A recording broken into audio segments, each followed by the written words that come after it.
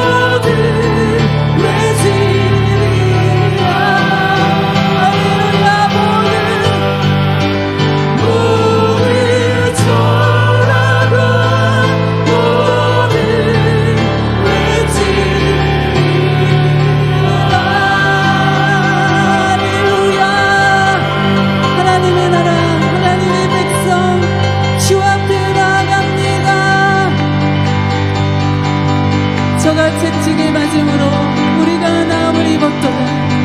할렐루야. 저가 채찍을 맞음으로 우리가 나음을 입었도다. 할렐루야. 할렐루야. 모든 어두움의 권세 나사렛 예수 그리스도 이름으로 명령하노니 떠나갈지어다. 할렐루야. 이 어둠을 벗기시는 빛 가운데로 인도하시는 말씀으로 빛을 비추어 주시는 주님께 나아갑니다. 다시 한번 주님께 감사와 영광의 박수 올려드리시겠습니다. 하늘의 영광 가운데 참여케 하여 주신 주님 감사합니다. 하늘의 예배 가운데 참여케 하여 주신 주님 감사합니다.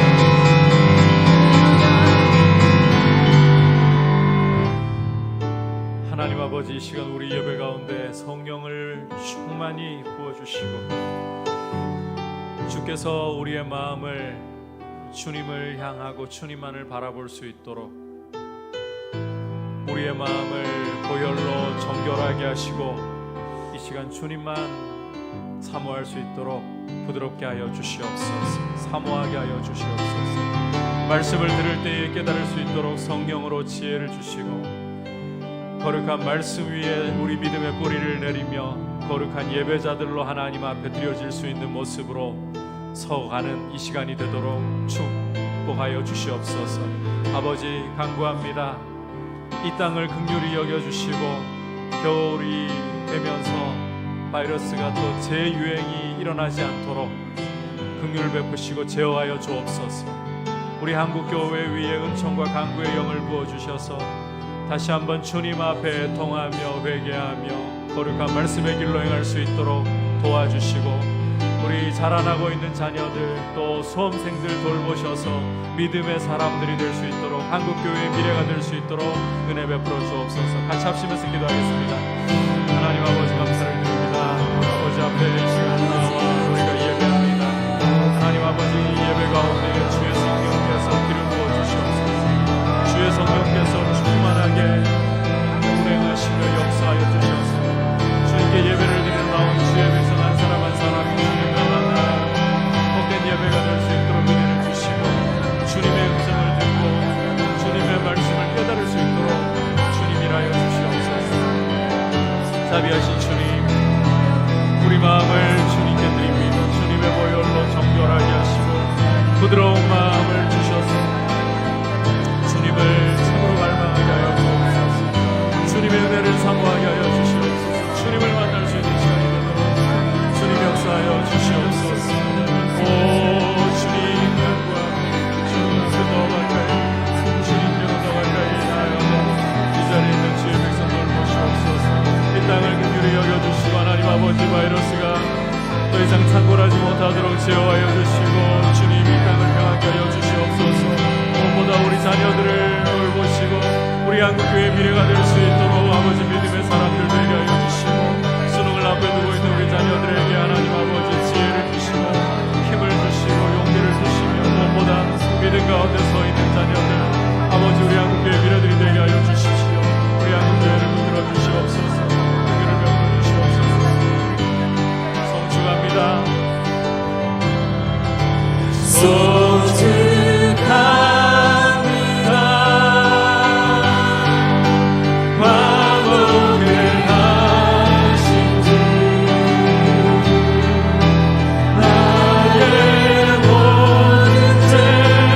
Yeah.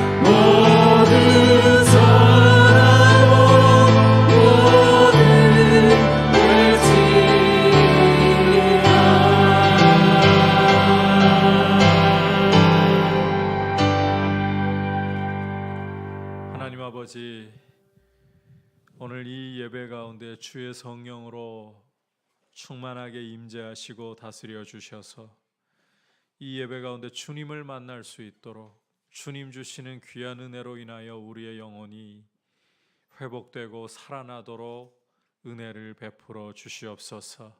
예수 그리스도의 보혈의 능력으로 이 예배를 덮으시고 우리의 마음 가난하게 갈급하게 하시고 주님만을 간절히 사모할 수 있도록 도와주시며 주님의 거룩한 말씀을 들을 때에 깨달을 수 있도록 성령께서 지혜로 또 우리 마음 가운데 거룩한 결단으로 하나님 아버지 앞에 삶을 드리게 하여 주시옵소서. 예수님의 이름으로 기도드립니다. 아멘. 광고 말씀드립니다.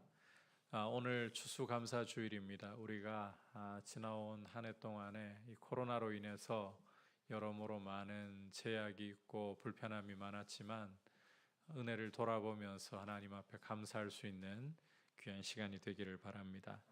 그리고 11월과 12월은 성경 다독의 달입니다. 여러분이 성경을 이미 읽기 시작한 경우도 있겠지만 아직 시작을 못했다면 아직 늦지 않았습니다. 하루에 35장 정도를 읽으면 따라갈 수가 있습니다. 그래서 포기하지 말고 11월과 12월 이 2달 동안에 꼭 1독 이상 할 수 있도록 말씀 앞에 머물기를 바랍니다. 자, 이제 주님 앞에 봉헌 드리도록 하겠습니다.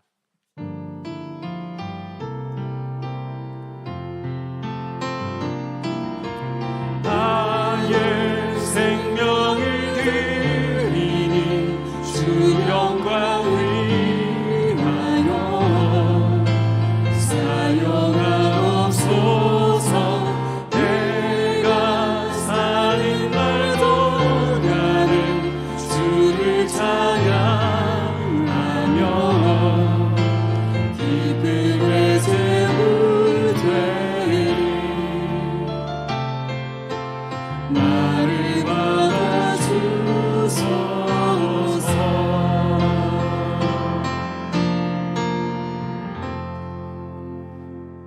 하나님 아버지, 오늘도 주님 앞에 귀한 예물을 올려드리며 이 예물과 함께 우리의 마음과 고백을 담아드립니다.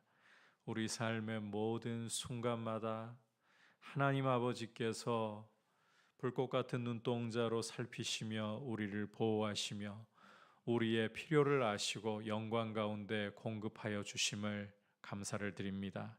아버지, 먹든지 마시든지 무엇을 하든지 간에 아버지의 영광을 위하여서 우리가 삶을 살아갈 수 있도록 은혜를 주시고 지혜를 주시고 또 하루하루 필요를 아시는 아버지, 영육간에 강건할 수 있도록 돌보아 주시옵소서. 예수님의 이름으로 기도드립니다. 아멘. 자, 이제 하나님의 말씀 받도록 하겠습니다. 이 시간 주시는 하나님의 말씀은 에베소서 3장 1절에서부터 7절까지의 말씀입니다. 신약성경 312페이지 에베소서 3장 1절에서부터 7절까지 한 절씩 교독하겠습니다. 이러므로 그리스도 예수의 일로 너희 이방인을 위하여 갇힌 자 된 나 바울이 말하거니와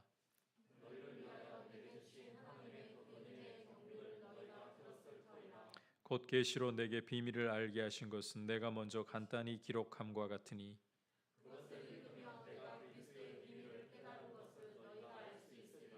이제 그의 거룩한 사도들과 선지자들에게 성령으로 나타내신 것 같이 다른 세대에서는 사람의 아들들에게 알리지 아니하셨으니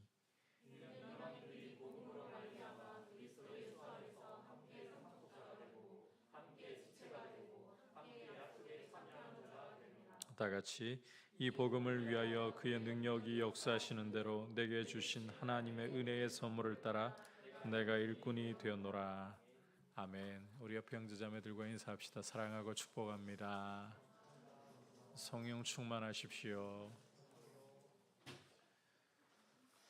큰 어려움에 직면을 할 때에 보편적으로는 사람의 진가가 드러나게 마련입니다. 편안하고 별다른 어려움이 없을 때에는 사람이 다 대동소이합니다. 거기서 거기라고 할 정도로 특별하게 보이지는 않습니다. 그런데 인생의 큰 어려움을 만나보면 이 내면에 있던 진짜 우리의 모습이 올라오기 때문에 그때서야 이 사람이 어떤 사람이구나 제대로 알 수가 있어요.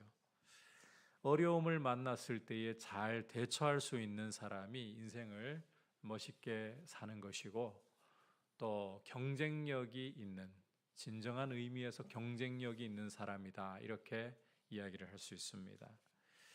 오늘은 이런 모습을 가지는 것에 대해서 함께 말씀을 통해 좀 나누려고 합니다. 에베소서 1장에서 사도 바울은 삼위일체 하나님께서 이루신 영광스러운 구원에 대해서, 그리고 그 구원의 중심에 교회가 있다라는 사실에 대해서 선포를 했습니다. 그리고 이어 2장에서는 이 하나님의 구원의 중심에 있는 교회의 과거와 현재를 대비시키면서 교회가 얼마나 영광스러운 공동체인가, 신비로운 공동체인가 하는 점을 선포했습니다. 이 교회라는 것은 도저히 하나가 될 수 없는 두 세계인 유대인과 이방인 사이에 있던 이 원수된 것, 이 차별의 담을 그리스도께서 십자가로 허물어서 한 몸으로, 그리스도의 몸으로 세우신 공동체이다. 그게 교회이다라고 말씀을 드렸었죠.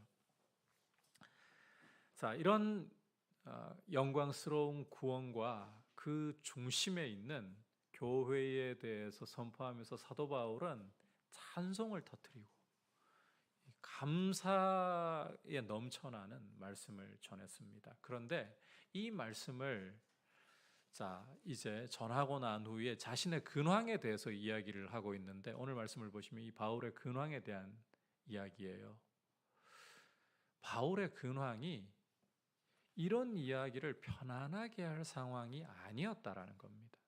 여러분께서 1절을 보시면 바울의 상황은 갇힌 상황, 죄수가 된 상황이었습니다.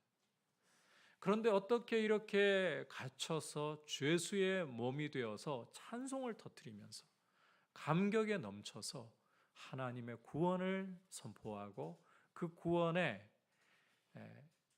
작품인 영광스러운 공동체인 교회에 대해서 이렇게 말할 수가 있는 것일까?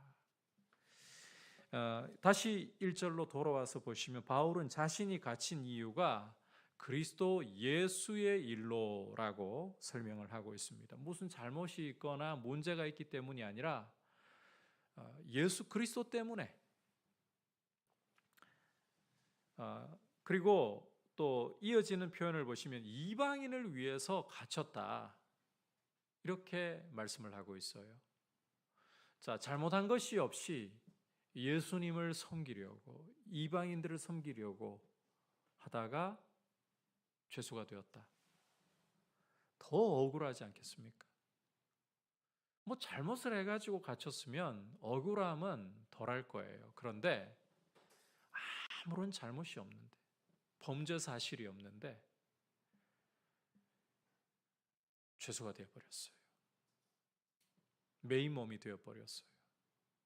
억울함이 더 올라올 수밖에 없고 불평과 원망이 더 올라올 수밖에 없는 게 일반적인 현실이지 않습니까?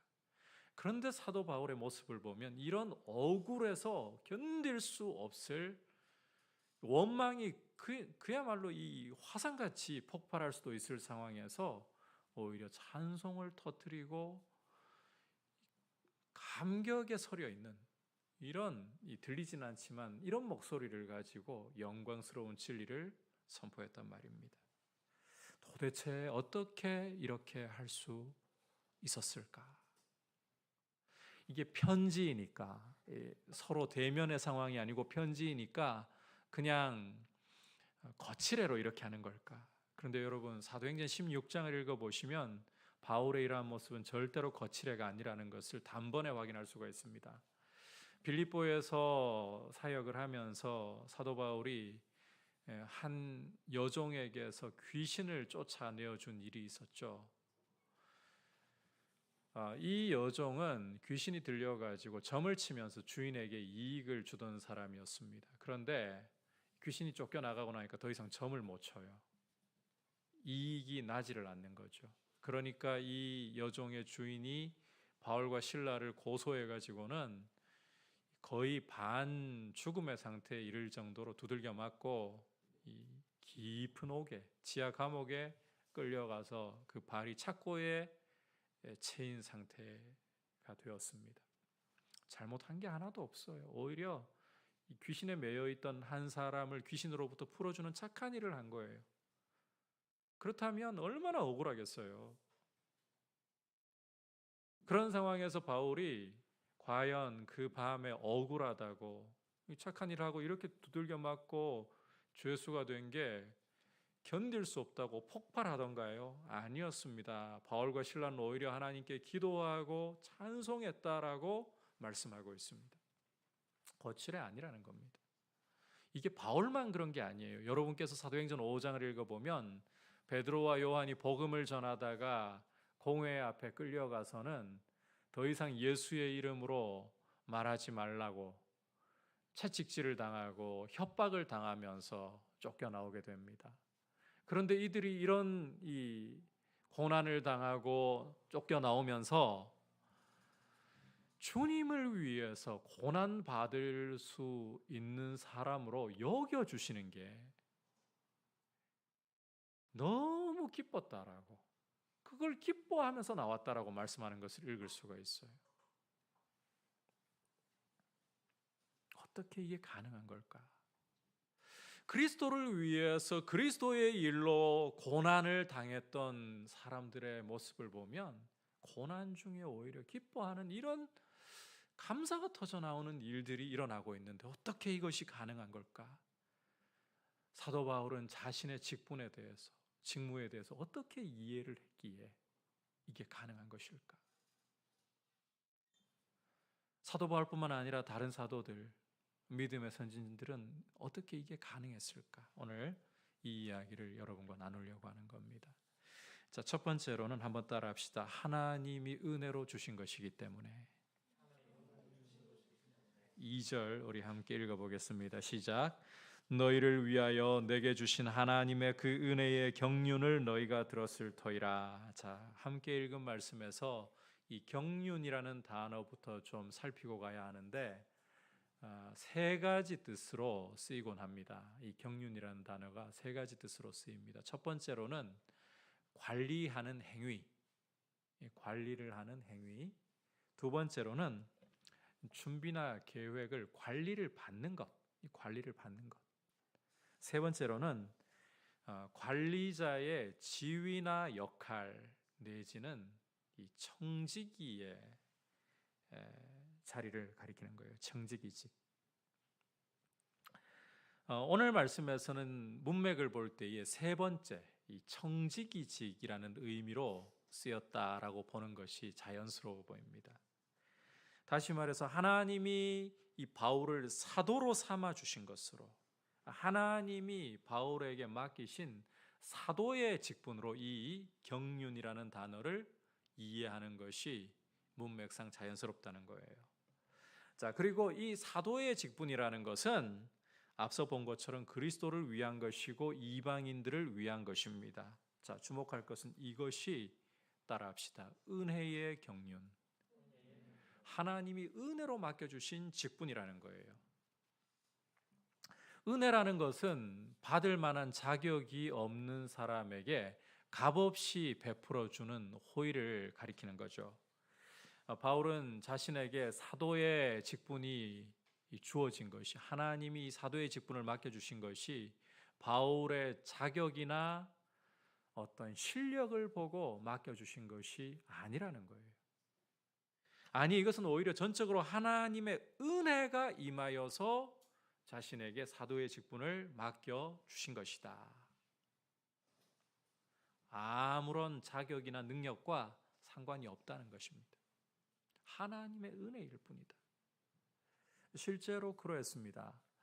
바울의 과거를 보면 바울은 예수님을 그야말로 혐오했던, 그리고 이 예수님을 주로 고백하는 교회를 앞장서서 박멸하려고 했던 예수님의 원수였고 참 열렬하게 죄를 지었던 사람이었습니다. 이런 죄인, 이런 원수를 다메섹 도상에서 부활하신 예수님께서 아무런 자격 따지지 않고 조건 따지지 않고 품어주셨고 죄를 용서해 주셨고 사도로 삼아 주셨습니다. 이게 은혜가 아니면 뭐란 말입니까? 그러니까 오늘 7절 말씀을 보면 사도 바울은 다시 이렇게 말씀하고 있습니다. 같이 7절 읽겠습니다. 시작. 이 복음을 위하여 그의 능력이 역사하시는 대로 내게 주신 하나님의 은혜의 선물을 따라 내가 일꾼이 되었노라. 자, 하나님의 은혜의 선물을 따라 내가 일꾼이 되었다. 3절에 이어서 거듭이 7절 말씀에서도 자신이 사도로서 일꾼으로서 세워진 것은 오직 하나님의 은혜의 선물을 따라 된 것이라고 강조를 하고 있는 겁니다. 이처럼 이 자격 없는 자신에게 은혜로 주신 직분이고 디모데에게 쓴 편지에서는 충성되이 여겨서 주신 직분이기 때문에 따라서 바울은 그리스도를 위해 섬길 때에 이방인들을 위해 섬길 때에 고난이 와도 오늘 이 편지에서 보는 것처럼 죄수로 갇힌 신세가 되어서도 원망이 아니라 은혜니까 오히려 감사를 터뜨릴 수 있는 거예요. 찬송을 터뜨릴 수 있는 거예요. 여러분 이렇게 바울에게서 보듯이 하나님의 은혜를 깊이 알아갈수록 은혜에 더욱 젖어들수록 사람은 자기의 신세나 자기의 처지를 바라보기보다 하나님의 사랑을 바라보기 시작합니다. 그리고 환경을 뛰어넘을 수 있는 감사, 찬송을 터뜨릴 수 있는 이런 힘을 얻게 되는 것입니다. 여러분에게 은혜가 충만하게 임하기를 축복합니다. 하나님은 여러분에게 은혜 주시기를 원하십니다. 사실 이 은혜라는 단어가 우리에게 너무 친숙하고 너무 자주 듣다 보니까 이제는 우리의 가슴에 닳고 다른 단어처럼 쉽게 의미 없게 다가오는 경우도 적지 않을 수도 있다고 생각이 듭니다. 그런데 여러분 이 은혜라는 단어보다 중요한 게 없어요. 하나님의 이 은혜가 아니고서는 우리는 구원받을 수 있는 자격 자체가 없는 사람들이에요. 저와 여러분은 에베소서 2장 전반부에서 보여준 것처럼 허물과 죄로 죽었던 하나님을 반역한 원수였고 죄인이었고 본질상 진노의 자식들이었습니다. 이런 우리를 하나님이 우리의 모습을 보시는 게 아니라 그리스도 안에서 우리를 자녀들로 예정해 주셨기 때문에 왜 예정하셨느냐? 우리를 사랑하시니까. 왜? 이유를 알 수가 없어요. 이게 은혜인 거예요. 우리를 그렇게 예정하시고 그 예정을 따라 우리를 그리스도 안에서 창세전에 선택하시고 예수 그리스도의 피로 구원해 주시고 자녀 삼아 주셨잖아요. 이게 은혜인 거죠, 은혜. 그리고 그리스도 안에서 하나님 아버지 앞에 달려나갈 수 있는, 두려움 없이 달려나갈 수 있는, 하나님을 섬길 수 있는 귀한 은혜를 주셨습니다. 여러분 이 봉사라는 것을 생각할 때에 여러분께서 이 부분을 참 항상 생각하실 필요가 있어요. 교회에 일할 사람이 부족해가지고 우리 목회자들이라든지 교회의 장로님이라든지 그 앞에 서 있는 분들이 사정사정 해가지고 어쩔 수 없네요. 사람이 없으니까 내가 해드리죠. 이 표현이 드리죠라서 그렇지. 한번 해줄게요. 이건 봉사가 아닙니다, 여러분. 사실 우리가 하나님을 섬길 수 있다는 이 자체가 영광이에요. 우리는 하나님 앞에 가까이 나아갈 자격이 없는 사람들. 우리는 2부 때 그런 이야기를 했어요. 이 자리에 이 자리에 갑자기 바퀴벌레가 몇 마리 나타났다. 여러분 어떤 반응 보이시겠어요? 그래도 용기가 있네요. 막 극혐을 하고 갑자기 그 예배라도 상관없어요. 여러분 의자 위로 뛰어 올라가지고 의자 위에서 벌벌 떨면서 막 소리 지르거나 그러고 싶지 않을까요? 바퀴벌레가 무서운 사람들은 그렇게 반응을 보이겠죠.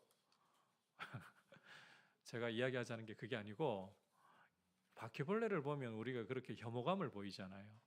근데 이 바퀴벌레가 그 뭐 그럴 수도 없거니와 이성이 있어가지고 사실은 다가오고 있는 이유가, 막 슥 다가오고 있는 이유가 당신을 섬기고 싶어서 그래요. 이런다면 여러분 그거 그래도 싫어.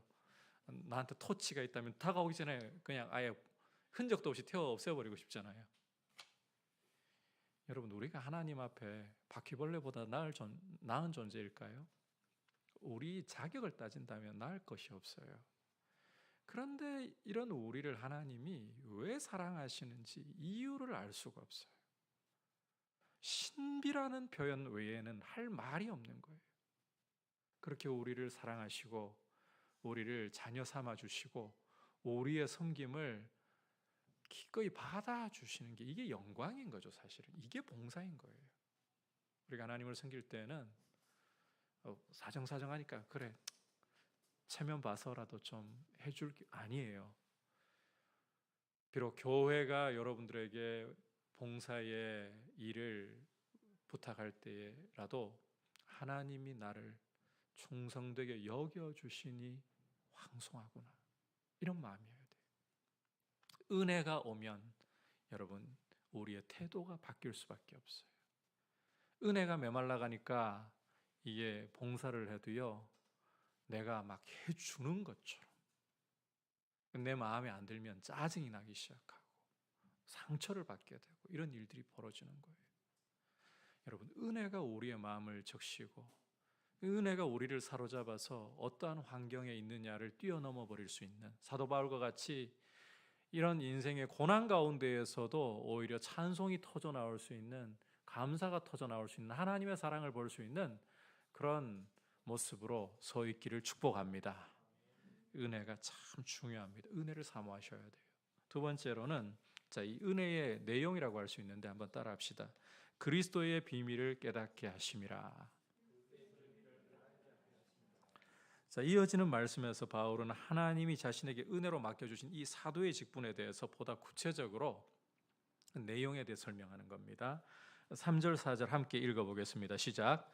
곧 계시로 알게 하신 것은 내가 먼저 간단히 기록한 것 같으니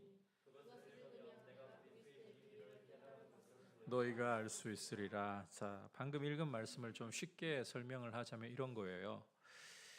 바울은 자신에게 주신 하나님의 이 은혜의 경륜, 이게 사도의 직분이라고 했잖아요. 이 사도의 직분의 내용이 바로 계시를 통해서 그리스도의 비밀을 깨닫게 하는 것이다.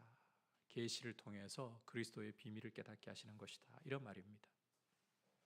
이 사도의 직분이라는 것이 계시를 통해 그리스도의 비밀을 깨닫는 것과 중요하게 연결되어 있고 그걸 내용으로 한다는 거예요.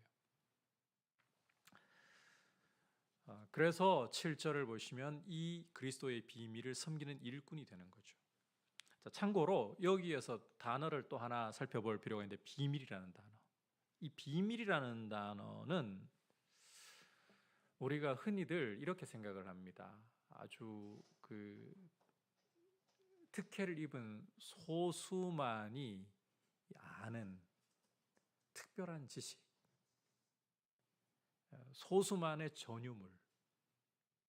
이를테면 교회 안에서는요 정말 믿음 아주 좋다고 생각하는, 영성이 아주 깊다고 생각하는 아주 그 특별한 성도에게만 주어지는 은밀한 지식, 뭐 이렇게 생각을 하는 경우가 간혹 있는 것 같아요. 자, 그런데 이 비밀이라는 말에 해당하는 헬라어는 미스테리온이라고 하는데, 신비라고 번역을 하는 게 오히려 더 나을지 몰라요. 신비. 이렇게 생각을 해야 돼요. 하나님께 속한 것. 미스테리온이라는 이 표현은 하나님께 속한 일을 가리키는 거예요. 자, 이 하나님께 속해 있는 일은 여러분이 고린도전서 2장 9절과 10절을 읽어보면 알겠지만 세상 지혜로는 알 수가 없어요.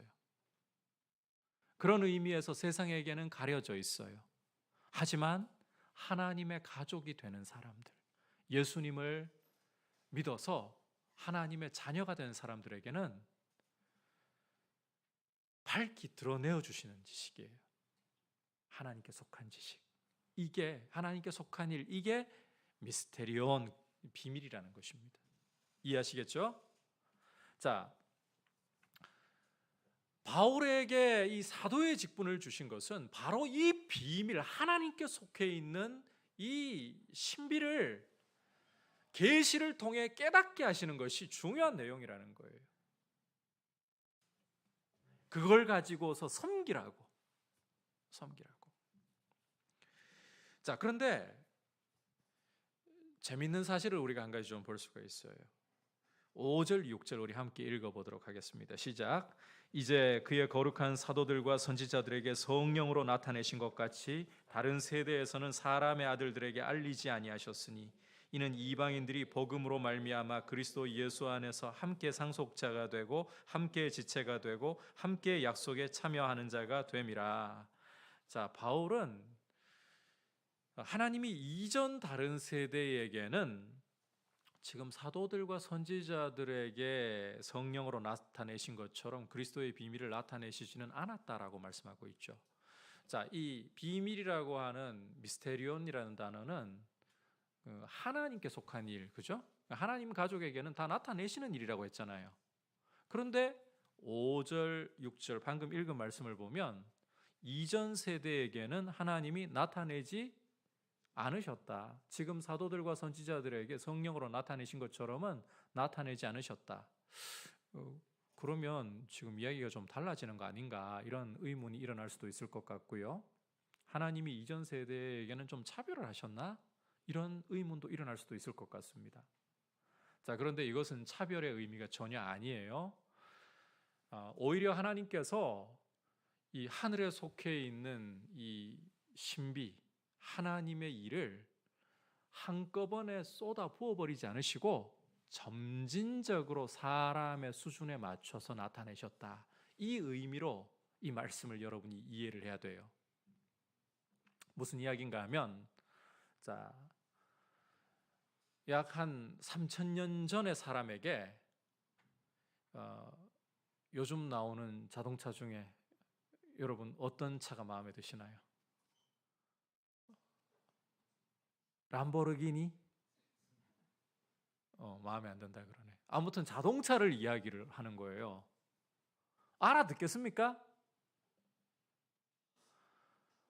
이 3,000년 전의 고대인들에게는 자동차라는 건 뭔지 전혀, 이건 형 이상학적이고 추상적인 이야기인 거예요.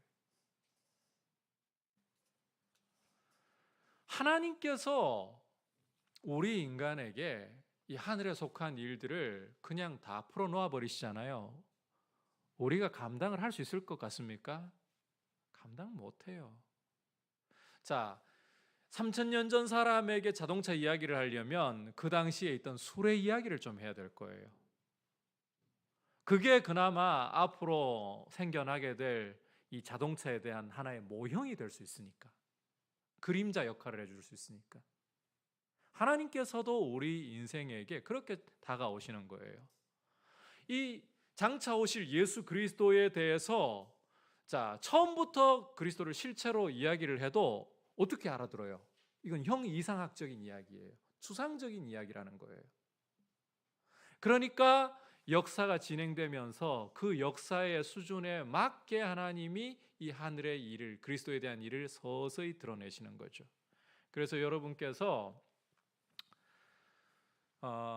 너무 먼 이야기부터 하면 이야기가 많아지니까 구약의 제사 제도를 읽잖아요.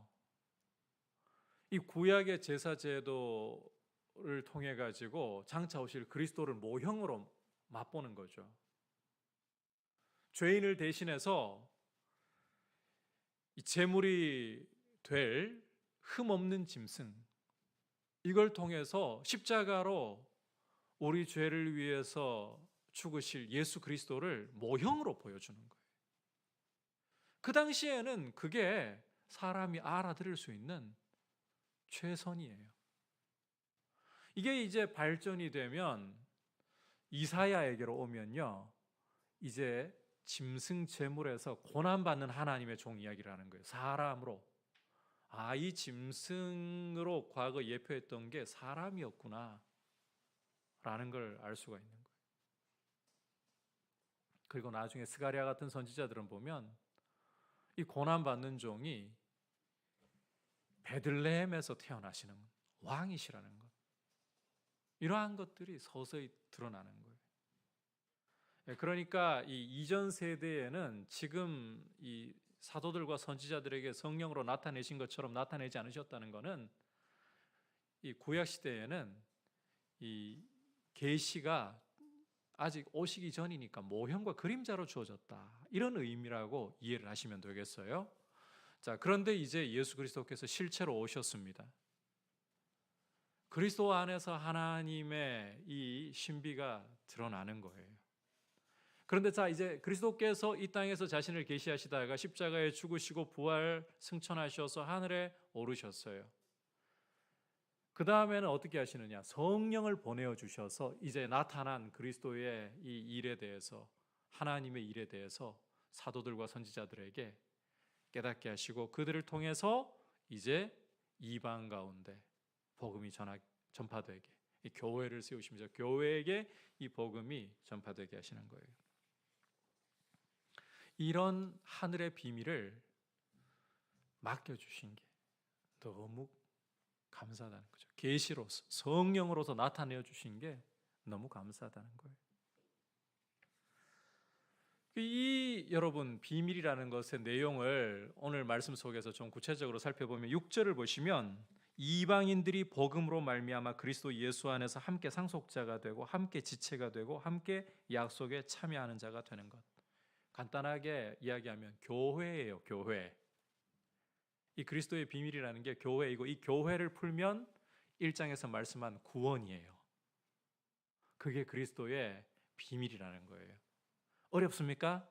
하나도 안 어렵죠. 왜? 우리가 성령을 받았기 때문에 하나도 안 어려운 거예요. 그래서 3절에서 보면 내게 비밀을 알게 하신 것은 내가 먼저 간단히 기록한 것 같으니, 이 비밀의 내용이 2장에 이미 기록했던 내용, 교회니까. 이걸 갖다가 깨닫게 해주신 게 얼마나 감사한 일인지. 여러분, 우리가 이게 사도들을 통해 가지고 또 성령으로 이렇게 이 비밀을 깨닫게 해주셔서 이걸 깨닫는 것이지, 세상은 이 교회라는 이 신비를 몰라요. 교회가 지금 세상에게 비춰지는 이미지 어떻습니까? 사람들이 교회를 보면서 신비를 알 수 있습니까? 세상이 알지 못하는 질서, 그런 하늘의 질서를 세상이 제대로 알 수 있습니까? 절대 몰라요. 여러분, 세상은 이 원수된 것을 무너뜨리는 이 방법 몰라요. 원수되었던 이 두 세계가 차별의 벽을 무너뜨리고 한 몸이 되는 이런 하늘의 질서, 이 하늘의 신비를 절대로 알 수가 없어요. 여러분, 교회가 지금 욕을 먹고 있고 세상에게 짓밟히고 있고 이러니까 별거 아닌 것처럼 보이시죠? 이 교회는 하늘의 신비가 담겨 있는 공동체예요. 그리스도의 비밀이에요. 이런 비밀을 깨닫게 해주셔서 이걸로 복음을 전하게 하시고 교회를 섬기게 하시니, 이게 너무 영광스럽다는 거예요.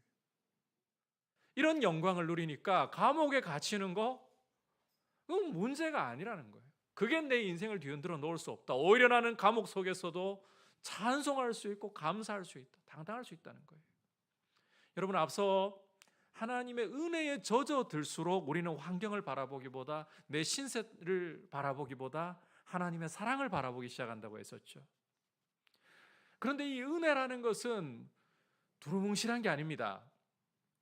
그냥 뭔가 이 예배 드리는 가운데 그 찬양하다가 갑자기 그 눈물이 나니까 그 은혜 받았다, 우리가 이렇게 이야기할 수 있잖아요. 은혜 받았을 수도 있지만 간혹 감정이 동한 것일 수도 있어요. 무슨 이야기를 하는지 여러분 이해하시겠어요? 은혜는 단순한 감정이 아니라는 거예요. 어떤 감정적인 체험이 일어난다고 은혜 받았다, 그렇게 쉽게 이야기할 수 있는 문제가 아니라는 거죠. 은혜 받았을 수도 있지만 아닐 수도 있어요. 이 선율에 따라 가지고도요, 우리는 이 감동을 하고 눈물을 흘릴 수 있어요. 그걸 가지고 은혜라고 하면 안 되는 거예요. 그러면 우리가 유행가를 듣다가 눈물 나잖아요, 솔직히. 저도 오히려 10대 때는 제가 얼마나 경건하려고 노력을 했는가 하면, 내 입에는 절대로 유행가를 두지 않는다. 여러분들이 보기에는 저렇게 숨막히게 어떻게 살았나 싶겠죠. 제 나름대로는 그렇게 생각을 했었어요. 그래서 20대까지 유행가를 몰라도 너무 몰랐어요. 그러다가 오히려 목사가 되고 좀 타락했어요. 유행가를 들어봐요. 근데 이 가사가 좋은 유행가들은 듣다가 나도 모르게 이 나이가 들어가니까 눈물이 많아진 건가? 눈물이 나. 가슴이 막 뭉클해져요. 은혜 받은 건가요? 뭐 장난 삼아 가지고 뭐 유행가를 듣다가 은혜 받았네, 뭐 이렇게 장난 삼아 가지고 이야기 날 수 있겠죠. 그런데 그건 은혜가 아니에요. 그냥 감정이 터치된 거예요. 좋은 선율로도, 아름다운 선율로도 우리의 감정은 동할 수가 있어요. 그걸 가지고 은혜라고 하지 않아요. 은혜의 진정한 증거는 내용 이야기했잖아요. 그리스도의 비밀, 이 내용이 있어야 되는 거예요. 허물과 죄로 죽었던 인생, 하나님 앞에서 설 수 없는 인생을 자녀 삼아 주셔가지고 그리스도의 몸이 되게 하셨다는 이 내용이 정말 우리의 가슴을 뜨겁게 하고 달구고, 이게 진짜 은혜인 거죠. 그렇죠? 이 은혜 받은 증거인 거예요. 찬양을 드리다가 단순히 음악이 좋아서 우는 것이 아니라, 음악도 역할을 할 수 있어요. 우리 감정을 터치하는데 좋은 역할을 할 수 있다는 걸 부정하시면 안 돼요.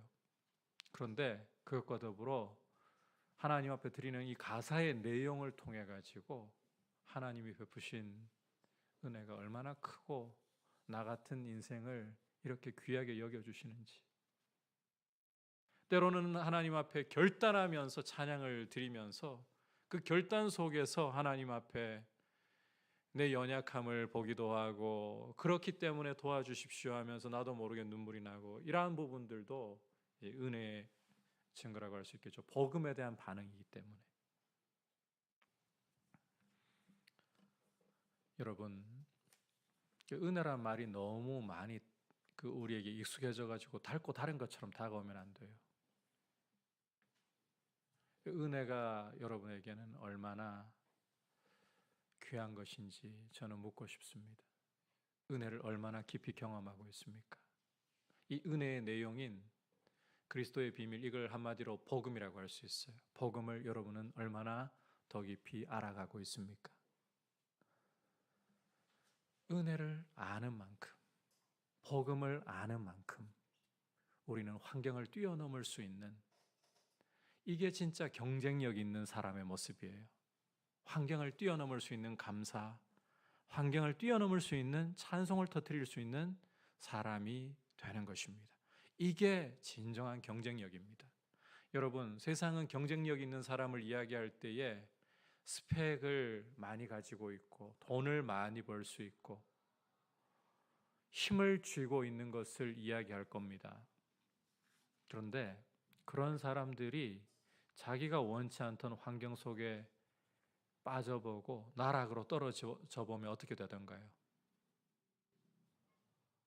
참 추한 모습 보이는 경우가 많잖아요. 있을 때는 고상하게 꾸미는 게 일도 아니에요. 그런데 그러한 것들이 일순간 날아가 버리고 인생의 고난을 겪을 때 그런 사람들은 어떤 모습 보이던가요? 예수 없는 사람들이.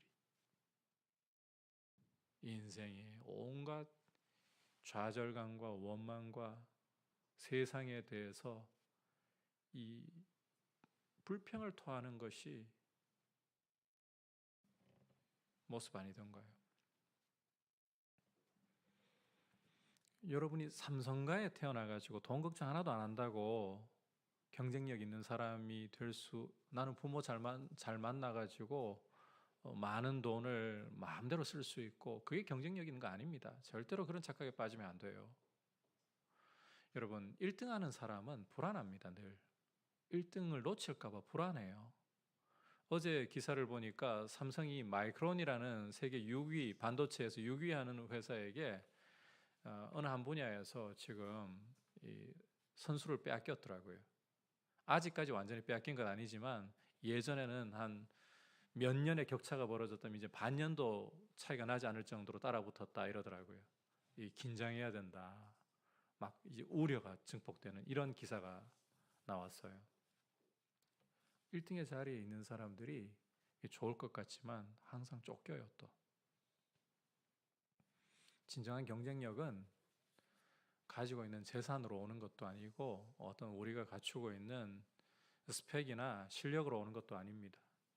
진정한 경쟁력은 어떤 상황 속에서도 하나님의 그 사랑의 손길을 바라볼 줄 알고 거기서 감사를 터뜨릴 수 있는, 이건 세상이 몰라요. 그리스도의 비밀을 깨닫고 하나님의 은혜를 아는 사람만이 할 수 있는 일이에요. 이게 진정한 경쟁력이에요. 코로나 이후에 앞으로 이런 경쟁력은 더 요구될 겁니다. 여러분, 지금은 우리 한국 교회가 굉장히 욕을 먹고 있고 세상에게 굉장히 참 미운 털이 박혀 있습니다. 그런데 교회가요, 하나님의 은혜를 제대로 회복하기만 한다면, 그리고 복음을 제대로 붙잡고 있기만 한다면 세상이 알 수 없는 이걸 이제 다른 말로 평안이라고 하잖아요. 바울이 보여주는 이런 모습을 평안이라고 하잖아요. 이런 평안, 이런 감사, 이런 기쁨, 그게 교회를 통해 나오는 거예요. 그것이 세상을 충격에 빠뜨릴 수 있는 길이에요. 지금 똑같아 버리니까. 교회가 세상이 돈을 쫓는데 교회도 똑같이 돈 쫓으니까 그러면 욕을 먹어요. 세상은 교회에게 은근히 기대하고 있습니다. 너희는 달라야 돼. 그 기대가 망가지고 너희나 우리나 오히려 더 앞장서서 돈을 추구하고 더 욕심부리고, 어려운 일 만나면 그 속에서 돈이 없어도 우리는 감사할 수 있고 찬송할 수 있고, 왜? 우리에게 복음이 있으니까. 이런 말 못하는 교회가 되어버렸으니까. 이게 문제인 거죠. 그런데 은혜를 은혜로서 알고 있고 복음을 복음으로서 깨닫고 이 복음의 영광을 제대로 우리가 맛본다면 세상이 알 수 없는 그런 경쟁력을 가지고 있는 사람들, 그걸로 세상을 도울 수 있는 사람들이 되는 거예요. 그런 모습으로 우리가 주님 앞에 서 나갈 수 있기를 축복합니다. 그리고 아울러 여러분들에게 도전하고 싶어요. 말씀을 들으면서 하나님의 은혜를 더욱더 깊이 경험하고 은혜 속에 젖어들어야 한다는 이런 도전을 받고, 또 이 복음의 말씀을 깨달아야 한다는 도전을 받아서도 그냥 머물러 있으면, 여러분이 아무것도 안 하고 있으면 이런 도전은 사그라들게 마련입니다. 여러분이 기도로, 말씀으로, 그리고 이 복음을 깨닫는 것을 여러분이 말씀 들으면서요, 여러분의 마음에 도전으로 오고 여러분의 가슴을 뜨겁게 하는 부분들이 있다면 그걸 자꾸 나누어야 돼요. 그래서 소그룹 모임을 중요하게 여겨야 되고, 그리고 여러분들의 삶 가운데에서 하나님을 경험할 때 어떻습니까? 정말 하나님 은혜를 경험하고 하나님을 맛보기 시작할 때 입이 들썩거리지 않던가요? 주변 사람에게 이야기하고 싶지 않던가요? 나눠야 되는 거예요. 그럴 때에 이 은혜의 깊이를 여러분이 더 맛보게 되는 거예요. 사모하셔야 돼요. 하나님은 우리에게 은혜 주시기를 원하시고 그리스도 안에서 주시지만 우리 편에서는, 그 은혜를 받는 우리 편에서는 사모함으로, 말씀 앞에서 기도로, 나눔을 통해서 이러한 것들을 풍성하게 누려야 될 책임이 있습니다.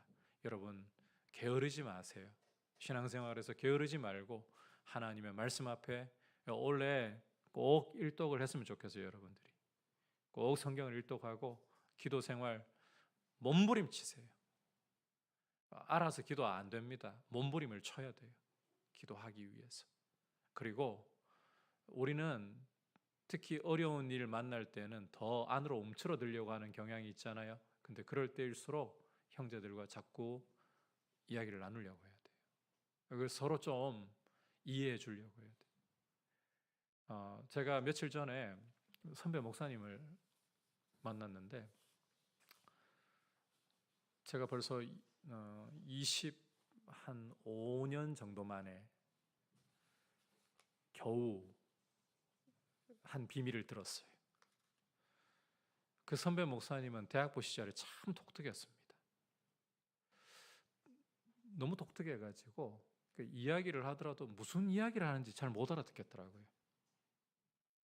제가 대학부 시절에 보면 그 대학부 예배 중간에 그 나눔의 시간이라는 게 있었거든요. 한 주간 살아가면서 어떤 도전을 받았거나 또 이런 말씀 나누고 싶은 거, 뭐 또 기도 제목이나 어려운 거 있으면 이렇게 나눌 수 있는데, 이분만 나오면 시간을 꽤 많이 잡아먹어요. 한 5분 안에 끝냈으면 좋겠는데 한 20분 이렇게 가요. 근데 무슨 말을 하는지 모르겠어요. 그래서 과거에는 저 선배는 참 독특하다, 저 형은 참 독특하다.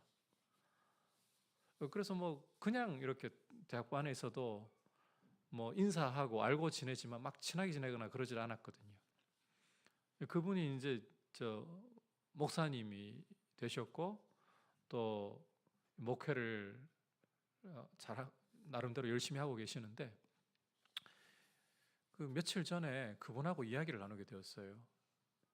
그제서야 이야기를 하시더라고요. 내가 그 당시에 형이 죽은 지 얼마 안 돼서 강박증에 시달리고 있었다. 한 6, 7년을 강박증에 시달렸다 그러더라고요. 그때는 이해를 못했던 거죠. 우리가 서로를 조금만 더 이해하려고 노력하면 돼요. 지금은 서로가 이해가 안 되는 부분들이, 이 또 모난 모습들이 있을 때 튕기고 할 때는 참 상처 많이 받잖아요. 힘들죠. 조금만 더 관심을 가지고 조금만 더 우리가 다가가려고. 근데 튕기면서도 알아요. 사랑해 주는 건 알아요. 사람은 그래요.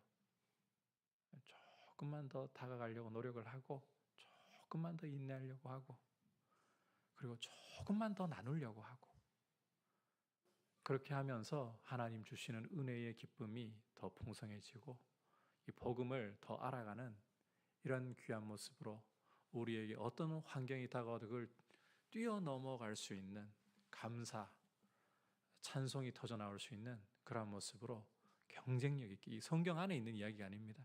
실제로 우리에게 살아갈 수 있기 때문에 이런 말씀을 주시는 거예요. 그런 모습으로 서갈 수 있기를 주님의 이름으로 축복합니다. 오늘 사도 바울이 잘못한 것 하나도 없이 오히려 그리스도를 섬기고 이방인들을 섬기려고 하다가 죄수가 되었지만 원망하지 않는 것, 불평하지 않는 것, 아니 오히려 감사와 찬송을 터뜨리는 비결에 대해서 보았습니다. 첫 번째는 은혜로 자기에게 맡겨주신 직분임을 알았기 때문에, 은혜를 알았기 때문이라는 거예요. 은혜를 아십시오. 두 번째로는 은혜의 내용인 그리스도의 비밀, 즉 복음을 깨달았기 때문인 거예요. 복음을 더욱더 깊이, 우리가 가지고 있는 이 성경의 말씀은 비밀입니다. 세상에게는 비밀입니다. 그러나 이것이 세상을 살릴 수 있는 유일한 참된 지식이고 신비입니다. 이 비밀을 여러분 성령 안에서 더 깨달아 가시기를 축복합니다. 자, 이제 말씀을 생각하면서 321장 같이 찬송 드리겠습니다.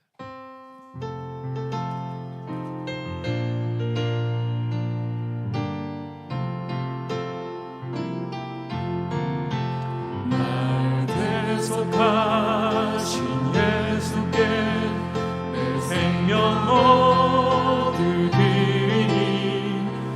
늘 진실하게 하소서.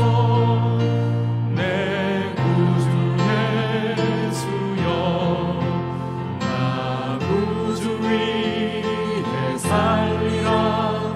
내 기쁨을 양 없으니 내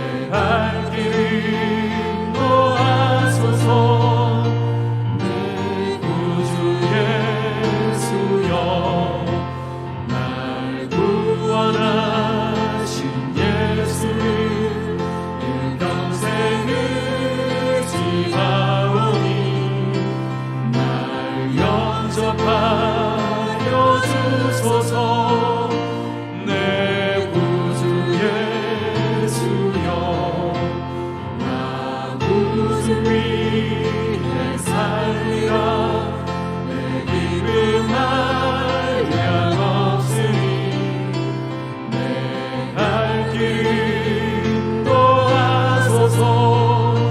내 구주 예수여, 주 십자가에 달리사 날 자유하게 했으니 내 몸과 마음을 주 위에 다 쓰게 하소서.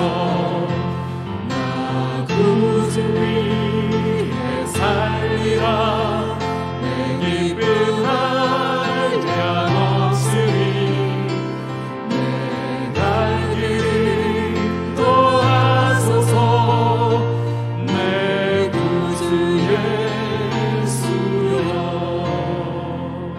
말씀을 생각하면서 하나님 아버지, 우리가 환경에 함몰되고 환경에 빠져버리는, 내 처지에 빠져버리는 모습이 아니라 내 처지가 어떠하든지 환경이 어떠하든지 오히려 하나님의 사랑을 먼저 볼 수 있도록 은혜에 젖어들게 하옵소서.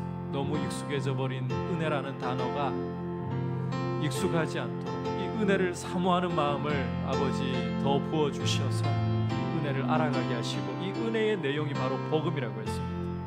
그리스도의 비밀인 이 복음을 더욱더 깊이 알아가면서 하나님의 은혜가 충만하게 나를 사로잡고, 정말 어떤 상황 속에서라도 하나님을 바라볼 수 있는, 눈물을 흘리면서도 하나님을 바라보고 탄식 속에서도 하나님을 바라볼 수 있는 믿음으로 서서 오히려 그 눈물을 탄식을 찬송으로 바꾸고 감사로 바꿀 수 있는 그러한 모습으로 서게 해달라고 우리 같이 기도하겠습니다. 하나님 아버지, 감사를 드립니다. 오늘 말씀을 통해서 어떠한 모습이 참으로 경쟁력이 있는 진정한 모습인가를 함께 말씀을 통해 살펴보았습니다. 하나님 아버지, 돈이면 다 된다는 이 세상 속에서 우리는 경쟁력을 갖추기 위해서 스펙을 쌓으려고 하고, 돈을 벌 수 있는 온갖 노력과 몸부림을 치고 아버지, 남들을 밟고 올라서서 이기려고 하는 모습을 보일 때가 참으로 많습니다. 그러나 참된 경쟁력은 거기에 있는 것이 아니라 하나님의 은혜에 젖어들고 그 은혜의 내용인 복음을 깨달아 아는 이 감사, 이 기쁨, 이 영광을 맛보는 데 있음을 아버지 오늘 말씀을 통해 보았습니다. 세상이 알 수 없는 이런 환경을 뛰어넘는 감사와 찬송, 눈물과 탄식까지도 찬송으로 바꿀 수 있고 감사로 바꿀 수 있는 이 복음을 깨닫고 은혜에 젖어드는 이런 모습으로 아버지 우리가 자라갈 수 있도록 도와주시고, 말씀을 사모하고 기도를 힘쓰면서 아버지 나눔을 가지려고 애쓰는 모습으로 아버지 우리가 그렇게 자라가게 하여 주시옵소서. 나 구주 위에 살리라. 내 기쁨 한량 없으니 내 갈 길 인도하소서. 내 구 자리에서 일어나서 주 십자가에 달리사, 주 십자가에 달리사 날 자유하게 했으니 내 몸과 마음을 주 위에 다 쓰게 하소서. 나 구주 위에 살리라. 내 기쁨 한량 없으니 내 갈 길 인도하소서. 내 구주 예수여. 하나님 아버지, 우리는 세상의 가치에 젖어버리게 되면 돈을 손에 거머쥘 수 있는 것이 경쟁력이라고 생각을 하고, 그렇게 돈을 쥘 수 있도록 스펙을 쌓고 실력을 쌓으려고 많이 몸부림을 치고 있습니다. 물질이 우리 삶에 필요한 부분이 분명히 있지만 우리 삶의 진정한 경쟁력이라는 것은 큰 고난이 와도 우리의 눈에서 눈물이 흘러나고 입에서 탄식이 절로 흘러날 정도의 상황이 되었을지라도 거기서 멈추지 않고 눈을 들어 우리를 참으로 사랑하시는 우리 하나님 아버지를 바라보며 주 예수 그리스도를 바라보며 은혜에 젖어 있고 복음을 아는 데 있다는 사실을 알게 하여 주옵소서. 복음을 더욱더 깨달아 알게 하시고 하나님의 은혜에 매여 있는 사람들이 될 수 있게 도와주셔서 참으로 이 경쟁력을 가지고 세상을 섬길 수 있는 사람들이, 살릴 수 있는 사람들이 되도록 아버지 우리를 주 안에서 서로 함께 자라갈 수 있도록 인도하여 주시옵소서. 우리 주 예수 그리스도의 크신 은혜와 하나님 아버지의 지극하신 사랑과 성령 하나님의 감화감동 충만하게 하시는 은혜의 역사가 하나님 앞에서 은혜를 알고 그 은혜의 내용인 복음을 더 깊이 깨닫기를 원하며 그 가운데 상황과 환경을 바라보지 않고 오히려 하나님 사랑을 바라보기 원하는 모든 주의 백성들을 위해, 열방을 섬기시는 선교사님들을 위해 이제부터 영원토록 함께 계시기를 간절히 축원하옵나이다. 아멘.